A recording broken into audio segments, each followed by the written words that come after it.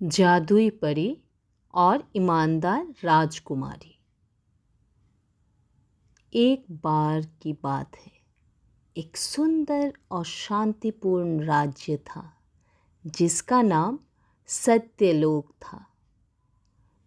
उस राज्य में एक दयालु राजा और रानी रहते थे। उनके एक बेटी थी जिसका नाम झिलमिल थी। झिलमिल न केवल बहादुर थी बल्कि वो बहुत ही ईमानदार थी। वो हमेशा सच बोलती और लोगों को मदद करती थी। एक दिन राजा ने घोषणा की, जो भी बच्चा सबसे अच्छा काम करेगा उसे राजकुमारी के साथ खेलने का मौका मिलेगा। ये सुनकर सभी बच्चे खुश हो गए और उन्होंने अपने अपने तरीके से बहुत अच्छे काम किए। एक घना जंगल था जहाँ दूर दूर तक पेड़ और झरने थे। उस जंगल के बीच एक छोटी सी कुटिया थी जहाँ एक बूढ़ी औरत रहती थी। वो बहुत ही गरीब थी और उसे खाने के लिए कुछ भी नहीं था। राजकुमारी झिलमिल ने जंगल में जाते समय उस बूढ़ी औरत को देखा। उसने देखा कि वो भूखी और कमज़ोर दिख रही थी। राजकुमारी तुरंत अपनी थैली से कुछ भोजन निकाली और उसे दे दिया। बूढ़ी औरत ने उसे आशीर्वाद दिया और कहा, तुम बहुत अच्छे हो मेरी बेटी। तुम्हारी ईमानदारी और दया के कारण तुम्हें बहुत बड़ा इनाम मिलेगा। राजकुमारी झिलमिल अपनी यात्रा जारी रखते हुए एक छोटे से तालाब के पास पहुंची।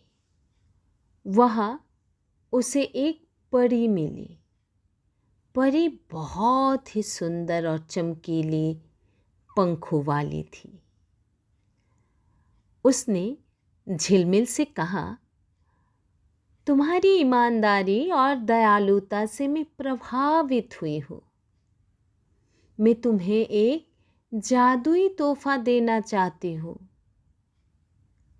झिलमिल ने विनम्रता से पूछा, आप कौन हैं और मुझे क्यों तोहफा देना चाहते हैं? परी ने मुस्कुराते हुए कहा, मैं एक जादुई परी हूँ। मैं उन लोगों को इनाम देती हूँ जो ईमानदारी और दयालुता से काम करते हैं। ये जादुई तोहफा तुम्हारी इच्छाओं को पूर्ण करेगा।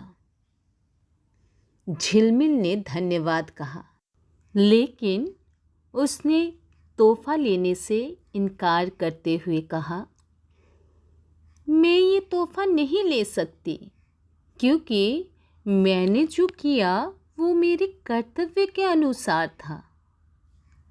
परी ने झिलमिल की ईमानदारी से खुश होकर कहा, तुम्हारी सच्चाई और निस्वार्थ भाव के कारण मैं तुम्हें एक और तोहफा दूंगी।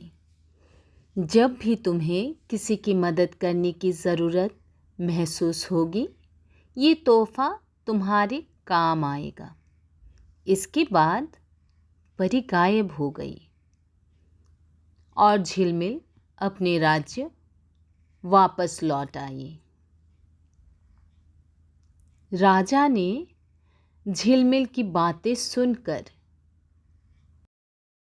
उन्होंने राज्य के सभी बच्चों को बुलाया और कहा कि हमें सदा सही और सच्चे रास्ते पर चलना चाहिए। तब से झिलमिल और सभी बच्चे एक साथ सच्चाई और ईमानदारी से अपना जीवन व्यतीत करने लगे। इस कहानी से हमें ये शिक्षा मिलती है कि ईमानदारी और दयालुता से सच्ची खुशी और सफलता मिलती है। तो बच्चों, ये कहानी कैसी लगी? आगे और भी कहानी लाते रहेंगे। तब तक के लिए अलविदा।